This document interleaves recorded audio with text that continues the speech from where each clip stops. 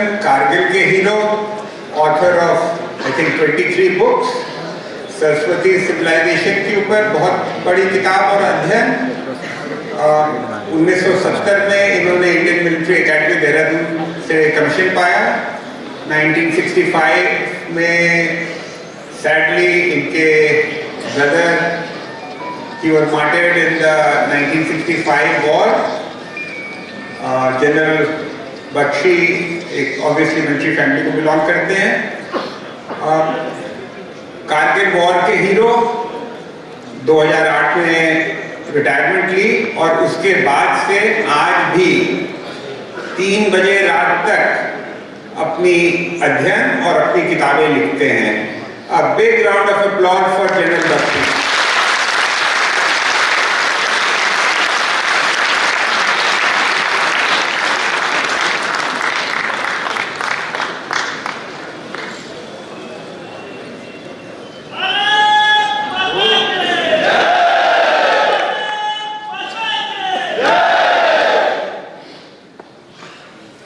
आदरणीय मंच, काशी विश्वनाथ की पवित्र पावन नगरी के देवियों और सज्जनों, आपके सम्मुख खड़े होकर चंद शब्द कहने का ये जो स्वर्णिम सुअवसर मुझे प्राप्त हुआ है, उसके लिए मैं आयोजकों का बहुत बहुत आभार व्यक्त करना चाहता हूं।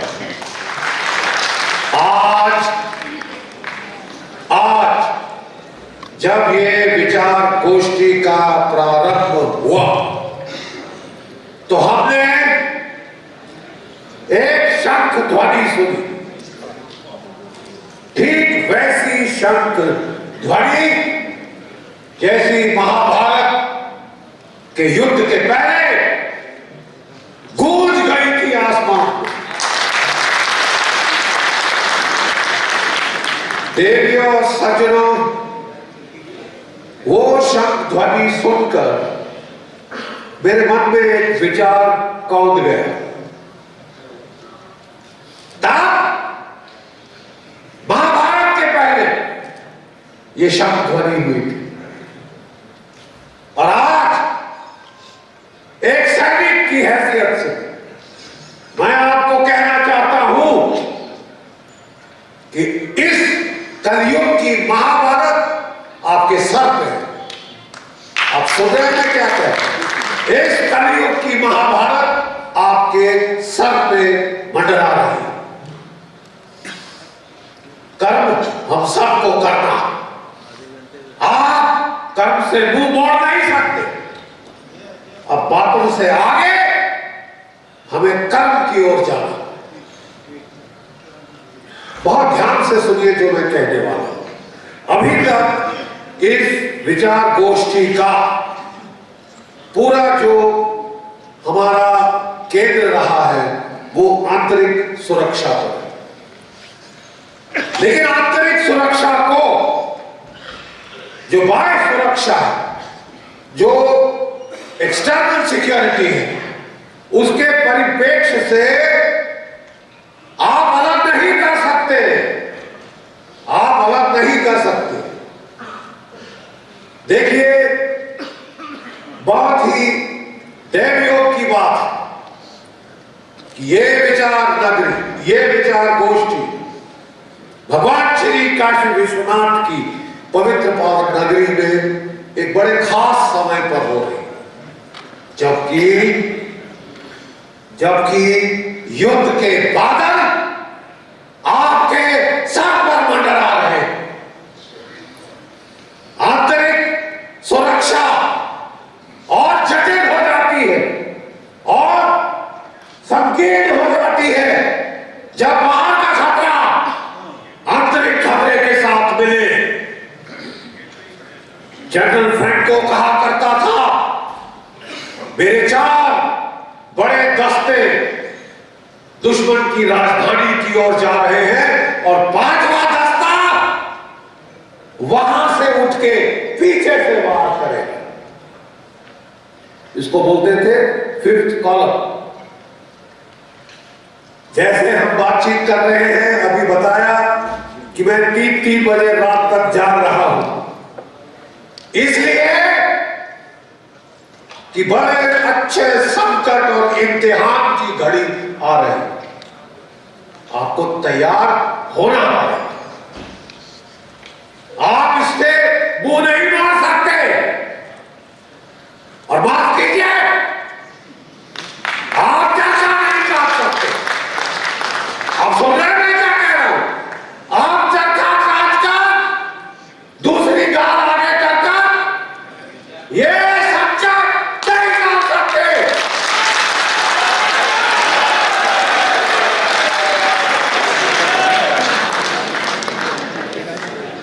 भागवत गीता के पहले अध्याय श्री कृष्ण ने जो संदेश दिया, मैं केवल आज इस पवित्र पावन नगरी में आपके सामने, आप ठीक है, आपके सामने दोहराना चाहता हूं। हे अर्जुन, हे अर्जुन, तू युद्ध कर, तू बड़े बड़े शांति के फलसफे में झाड़, ठीक है। अर्जुन जैसा महान योद्धा भी जब उसने इतना भीषण युद्ध आते देखा तो 2 मिनट के लिए उसके भी हाथ पैर कांप गए थे, उसके भी हाथ से गांडी छूट गई थी। छूटी थी कि नहीं? तो बड़े बड़े क्या हम अपनों को मारकर राज्य भोगेंगे, इससे अच्छा तो मर जाना अच्छा है। क्या कहा था उस वक्त श्री कृष्ण ने, भगवान श्री कृष्ण ने फौजी भाषा में, अगर मैं उसको संक्षिप्त में आपके सामने बोल सकूं तो उन्होंने कहा था, अर्जुन बातें मत कर, लड़ लड़।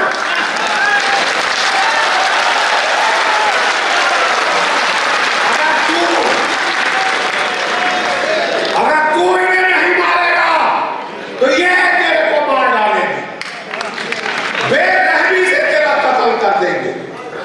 और अगर तू इनको मारेगा तो यश कमाएगा, तू अपना कर्तव्य पूरा करेगा, कर्तव्य का पालन करेगा।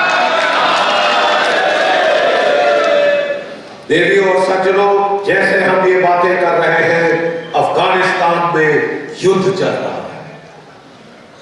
विनाशाय दुष्कृतम्, विनाशाय दुष्कृतम्। जहां दुष्ट खड़े होते हैं उनसे लड़ना अपना हर क्षत्रिय का कर्तव्य है। मैं तो बोलूंगा हर भारतीय का कर्तव्य है, हर इंसान का कर्तव्य है। जहां औरतों को कोड़े मारे जा रहे हैं, जहां औरतों को कोड़े मारे जा रहे हैं, पत्थरों से मार मार कर उनकी जान ली जा रही है, चीख रही है वो औरतें। अब वो अर्थनाद आपको सुनाई दे रहा है, आप कानों में उंगलियां डाल देंगे तो वो खत्म नहीं होगा। जैसे हम बात कर रहे हैं, संकट के बादल वहां घिर रहे, ठीक है साहब। चीन और पाकिस्तान ये 2 तो आपके दुश्मन जमाने से, अब उसमें तालिबान जोड़िए, अब उसमें तुर्की जोड़िए। तुर्की अपना बेस बागराम पे बनाना चाहता। तुर्की 3000 सीरियन जो है आतंकवादी वो तैयार कर रहा है कि वो जम्मू और कश्मीर में घुसे। आप सुन रहे हैं मैं क्या कह रहा हूं? वो आपसे युद्ध करना चाहता है। वो जो एर्दोगान है वो अपने आप को खलीफा बताना चाहता है, और खलीफा बता के ये सारी ताकतें मिलकर, जैसे महाभारत में 18 अक्षौणियां लेके चढ़ गए थे कौरव पांडवों के ऊपर, वैसे अक्षौणियां इकट्ठी हो रही हैं जैसे हम बात कर रहे हैं। जो भी इंटरनल सिक्योरिटी की बात की गई है वो खतरा और भी संकीर्ण हो जाता है। जब आप देखें साहब, एक तो खतरा घर में था ही था, लेकिन आप चारों ओर तकरीबन आपके बादल आ रहे हैं। चीन की नेवी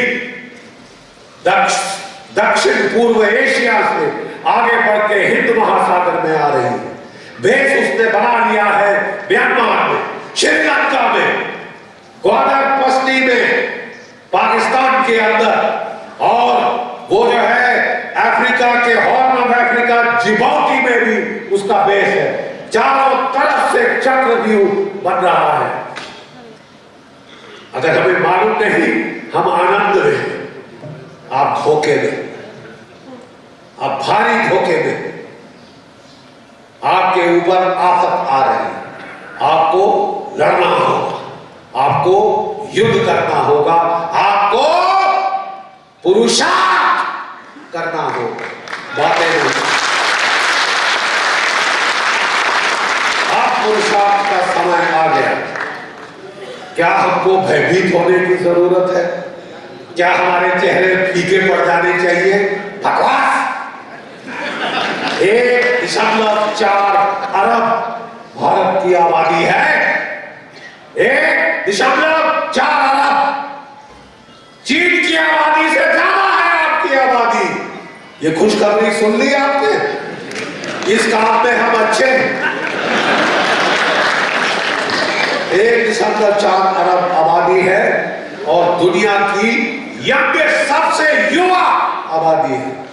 50% भारतीय 25 वर्ष की आयु के नीचे है। अगर आज फौज खड़ी करनी है तो हम दुनिया की सबसे बड़ी फौज खड़ी कर सकते हैं। और ऐसे हमारी सेकंड लार्जेस्ट आर्मी है दुनिया में, नंबर 2 केवल चीन की आर्मी हमसे बड़ी। ये ऐसे ही कई लोग कह रहे हैं कि घटा दो घटा दो घटा दो, बढ़ाओ।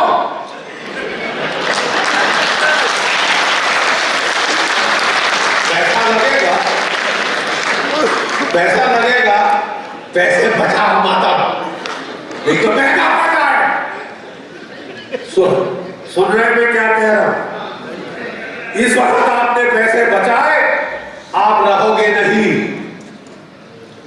रहोगे नहीं, बचा लेना पैसे थे, कोई और खाएगा आपके पैसे, कोई और खाएगा।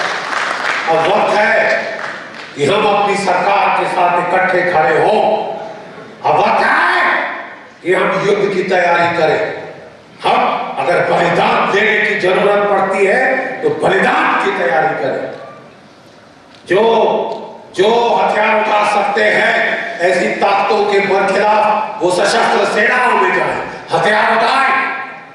और जो हथियार नहीं उठा सकते, ये आप जानते हैं किसने कहा है? अहमद मसूद ने कहा, अफगानिस्तान में कहा है, जो हथियार उठा सकता है इन हैवानों के खिलाफ वो हथियार उठाए, जो हथियार नहीं उठा सकता वो आवाज उठाए।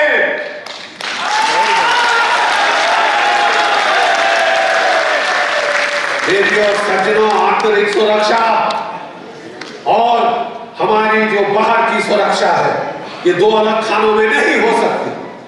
जब बाहर के ऊपर इतने खतरे आ रहे हैं तो आंतरिक सुरक्षा और गंभीर हो जाती है और पेचीदी हो जाती है। ये बहुत विपदा का समय है। हर युगांत में महाभारत का, कलयुग का अगर अंत हो रहा है तो महाभारत निश्चित है।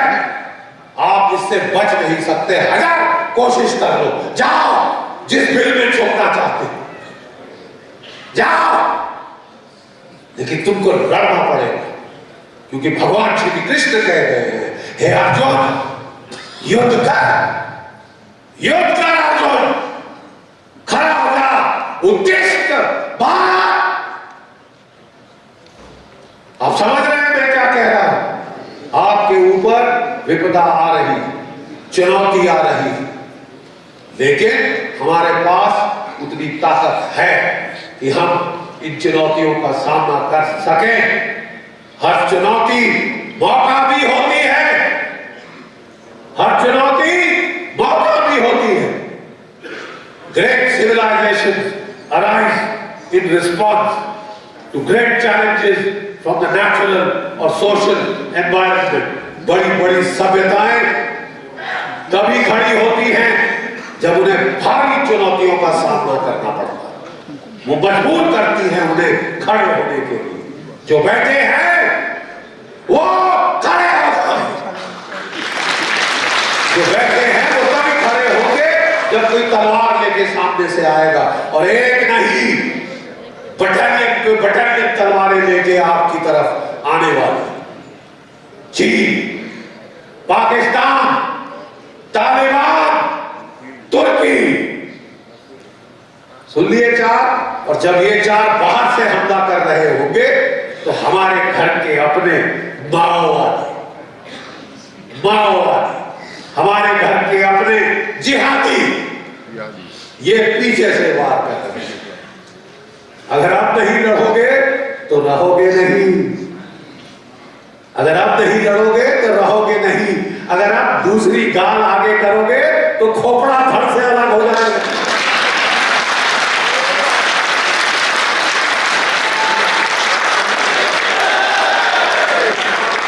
देखिए, मेरे को दुख तब होता है कि जब लोग हमारे ही शास्त्रों को हमको तोड़ मरोड़ के बताते हैं। अहिंसा परमो धर्म, अहिंसा परमो धर्म, ये किसका वाक्य है? किस ग्रंथ का वाक्य है? देखिए, किस ग्रंथ का वाक्य है बताइए? महाभारत का है, समझ गए? लेकिन आपको पढ़ के सुनाया गया है पहला हिस्सा, दूसरे हिस्से को सेंसर कर दिया गया है। अहिंसा परमो धर्म, धर्म हिंसा तथा सुन लिया? अहिंसा परमो धर्म है, पर धर्म की रक्षा में हिंसा उससे भी उत्तम है। कोई सा कहते हैं कोई शक है तुम्हें? उससे भी उत्तम है कि धर्म की रक्षा के लिए आप शस्त्र उठाएं और न डराओ, अरिसाओ, जब जाए लड़ो, निश्चय कर अपनी जीत करो।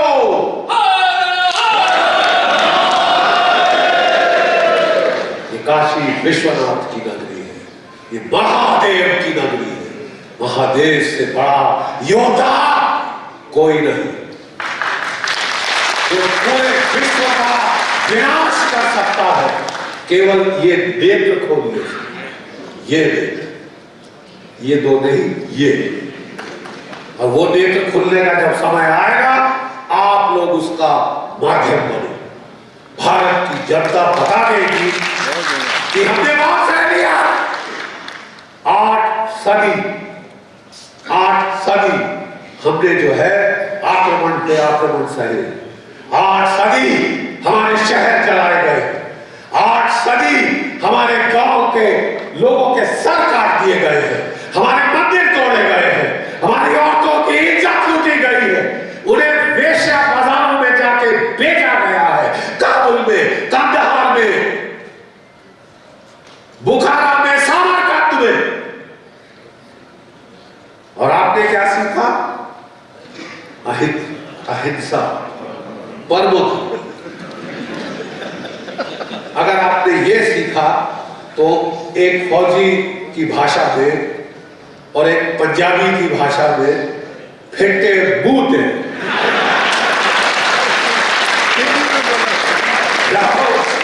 चुल्लू और पानी में जाके डूब मरो। अगर अभी भी समझ नहीं आया तो कब समझोगे?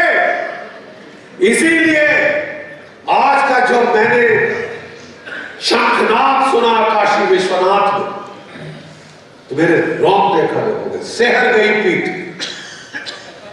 रोम रोम प्रफुल्लित हो उठा कि काशी विश्वनाथ से ही ऐसा शंखनाद पूरे भारतवर्ष में जाना चाहिए।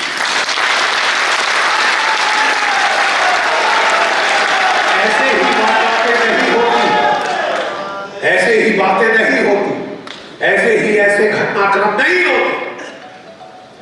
ये बड़ा पवित्र पावन एक मुहूर्त था जिसमें शंखनाद हुआ, और इतना लंबा शंखनाद, इतने हर्ष से भरा शंखनाद मैंने आज तक नहीं सुना। ये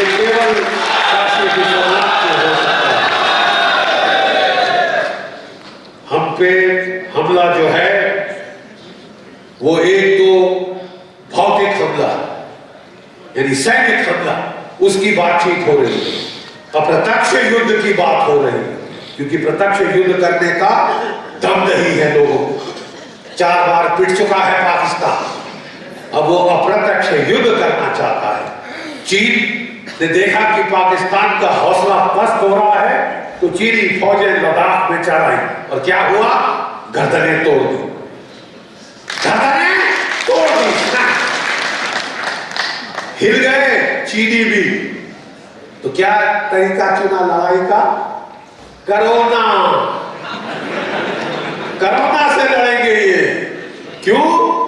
क्योंकि साहब पूरे चीन में आदेश है कि किसी भी परिवार का 1 से ज्यादा बच्चा नहीं होगा, और जो बच्चा इकलौता होता है वो माँ बाप के लाड और प्यार में पलता है, वो फौज के लायक नहीं होता।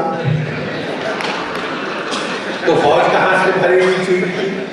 42 साल हो गए चीन को लड़ाई की, वो लड़ने के काबिल है। हमारे लड़के तगड़े हैं,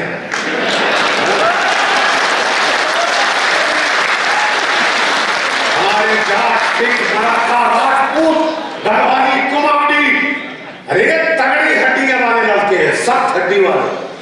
इनसे जब लड़ना पड़ा तो धुएं निकल गए, तो अब वो कोरोना से लड़ेंगे। कोरोना जैसी 2500 वायरस और चीन की वुहान लेबोरेटरी में।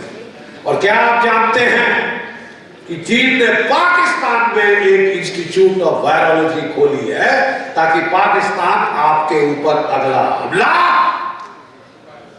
वायरस से,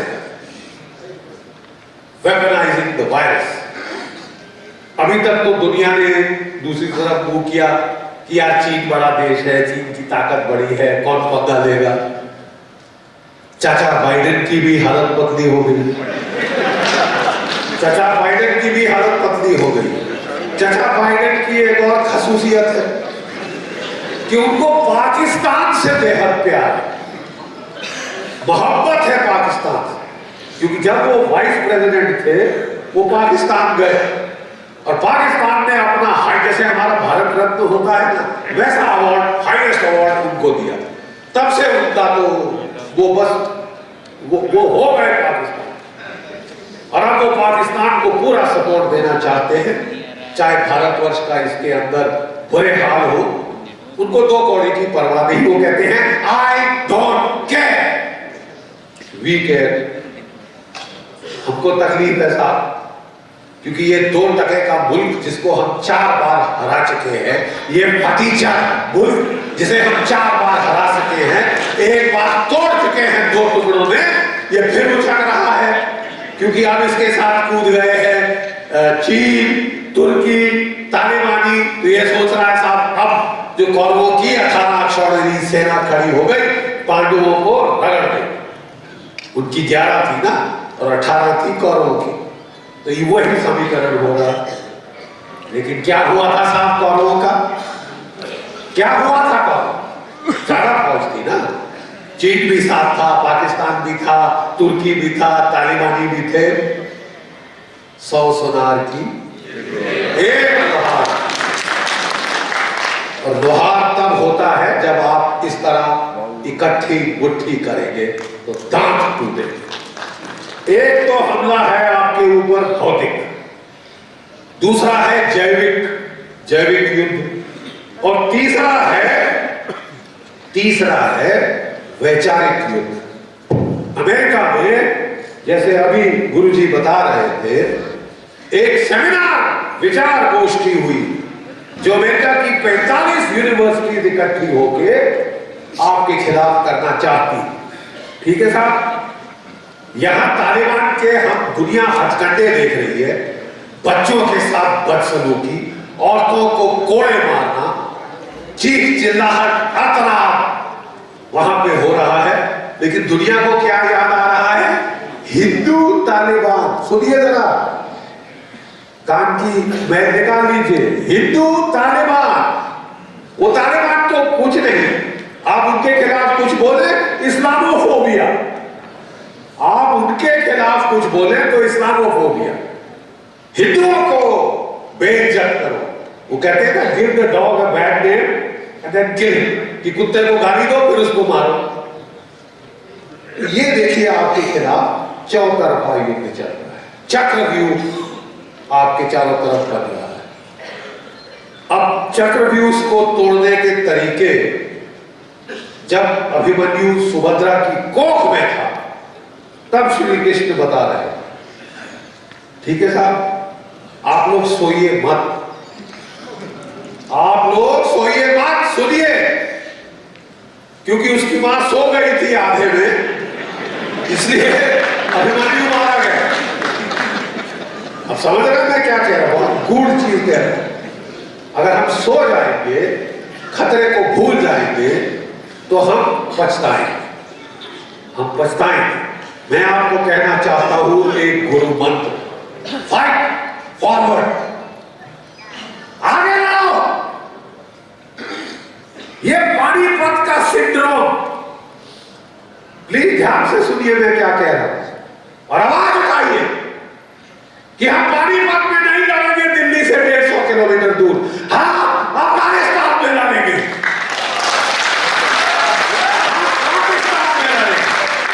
क्यों हमारे देश की तबाही हो, क्यों हमारे खेतों को टैंक रौंदे, चाहे हमारे टैंक, चाहे पाकिस्तान के टैंक, चाहे चीनी टैंक। युद्ध होगा तो दुश्मन की सरजमीन में होगा, हम तुम्हारे घर में घुस के मारे जैसे मार चुके हैं, और अगर काफी नहीं समझ आया तो और मारेंगे, और मारेंगे, और मारेंगे, जब तक तुम्हारी तमन्ना हसरत पूरी ना हो।